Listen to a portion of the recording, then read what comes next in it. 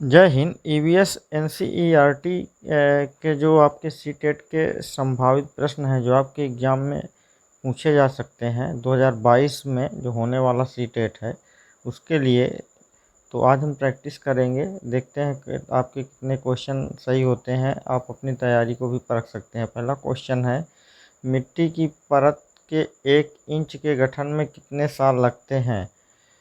तो पहला ऑप्शन है 10 से 20 वर्ष, दूसरा ऑप्शन है 200 से 300 वर्ष, तीसरा ऑप्शन है 50 से 100 वर्ष और चौथा ऑप्शन है 100 से 1000 वर्ष। बताइए कौन सा ऑप्शन सही हो जाएगा?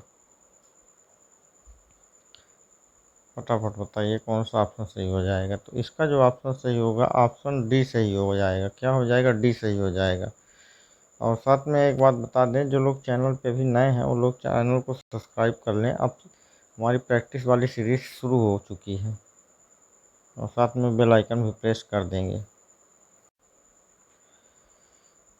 भारत के लोकप्रिय गोपीनाथ बारदलोई अंतर्राष्ट्रीय हवाई अड्डा किस राज्य में स्थित है? Option A Patna, option B Guwahati, option C Hyderabad, option D Bhopal. बताइए कौन सा ऑप्शन सही होगा? कौन सा ऑप्शन सही होगा? तो इसका जो ऑप्शन सही हो जाएगा वो हो जाएगा क्या? गुवाहाटी। गुवाहाटी कहाँ पर है? आसाम में है। तो इसका ऑप्शन हो जाएगा बी ऑप्शन आपका सही हो जाएगा।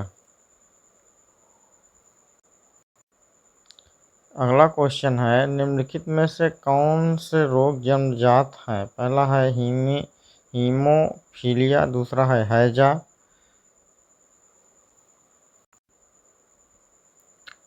और तीसरा ऑप्शन है वर्णांधता और चौथा ऑप्शन है डेंसिटी। बताइए कौन सा ऑप्शन सही हो जाएगा?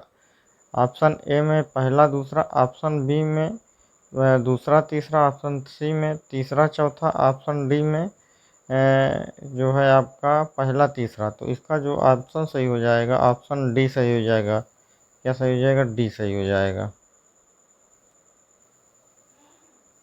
अगला क्वेश्चन है, पक्षी अपनी गर्दन बहुत अधिक हिलाते हैं, इस इसका क्या कारण है?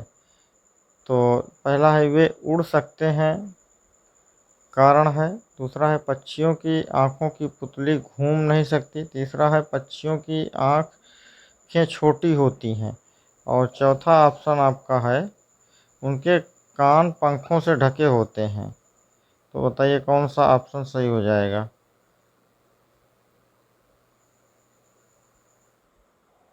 बताइए कौन सा ऑप्शन सही? इसका जो ऑप्शन सही हो जाएगा ऑप्शन बी सही हो जाएगा, क्योंकि पक्षियों की आँखों की पुतली जो है घूम नहीं सकती है। इसकी वजह से पक्षी जो है अपनी गर्दन को बहुत अधिक घुमाते हैं। अब अगला क्वेश्चन है कि रुबीना आम पसंद करती है, वह उन्हें जाड़े के लिए संरक्षित करना चाहती है।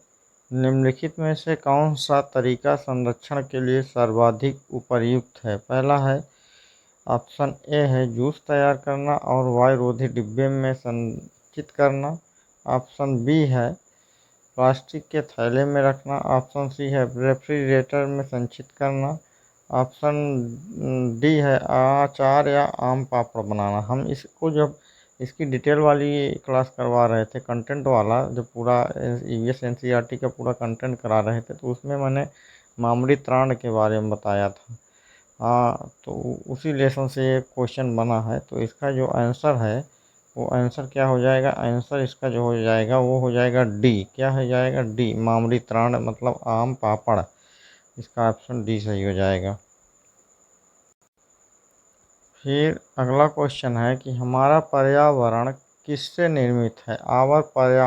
Our environment is made of. भौतिक कारक पहला है, दूसरा जैविक कारक, तीसरा क्या है? सांस्कृतिक कारक। तो देखिए ये तीनों कारकों को मिला करके हमारा पर्यावरण क्या है? निर्मित है। इसका ऑप्शन डी सही हो जाएगा। अगला क्वेश्चन है कि पृथ्वी कितने प्रतिशत भाग पर जल पाया जाता है? तो ऑप्शन ए है 71%, ऑप्शन बी है 33%, ऑप्शन सी है 45%, ऑप्शन डी है 55%। तो इसका जो सही हो जाएगा वो हो जाएगा 71% इस ऑप्शन के हिसाब से। फिर अगला क्वेश्चन है, निम्न में से कौन सा प्राणी नम त्वचा की मदद से सांस लेता है? पहला है केचुआ है, दूसरा है मछली है, तीसरा है गौरैया है और चौथा है क्या है, चूहा है। बताइए कौन सा ऑप्शन सही हो जाएगा? तो इसका जो ऑप्शन सही हो जाएगा वो हो जाएगा क्या, केचुआ। क्या है, केचुआ। अगला क्वेश्चन है, इग्लू का उपयोग ध्रुवीय क्षेत्रों में रहने के लिए किया जाता है क्योंकि वे बने होते हैं, किससे बने होते हैं पूछ रहा है। तो पहला है ईंट जो ऊष्मरोधी होती है, दूसरा ऑप्शन है ईंट जो ऊष्मा की संवाहक होती है, तीसरा ऑप्शन है हिमखंड जो ऊष्मा के संवाहक होते हैं, चौथा ऑप्शन है बर्फ जो ऊष्मारोधी होते हैं। तो इसमें कौन सा ऑप्शन सही हो जाएगा बताइए?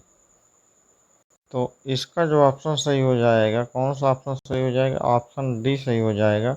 बर्फ के खंड जो ऊष्मारोधी होते हैं। अगला क्वेश्चन है, निम्न में से कौन सा युग्म सुमेलित नहीं है? पहला है thiamine, beriberi, ascorbic acid scurvy, vitamin A रंग अंधता, विटामिन के रक्त का थक्का। तो इसका जो ऑप्शन सही हो जाएगा वो ऑप्शन डी सही हो जाएगा, यही सुमेलित नहीं है। बाकी ये तीनों क्या है, सुमेलित हैं।